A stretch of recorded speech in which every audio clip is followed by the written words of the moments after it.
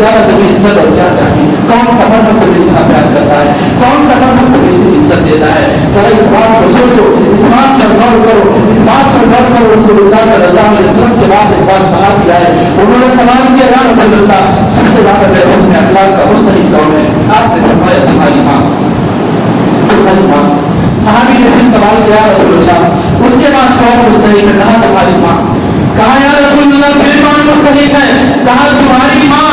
یاد رکھو لڑکوں سے باپ سے درجہ اللہ رب العالمین نے اس شریعت کے ذریعے 3 گنا تمہارا بلند رکھا ہے۔ اتنی عزت، اتنا مرتبہ کون سا مذہب تمہیں دیتا ہے؟ کون سا مذہب تمہیں دیتا ہے؟ تم اس مذہب کو اختیار کر رہی ہو، اس دین کو اختیار کر رہی ہو کہ جس پر مرنے والے کا ٹھکانہ ہمیشہ ہمیشہ ہوگا۔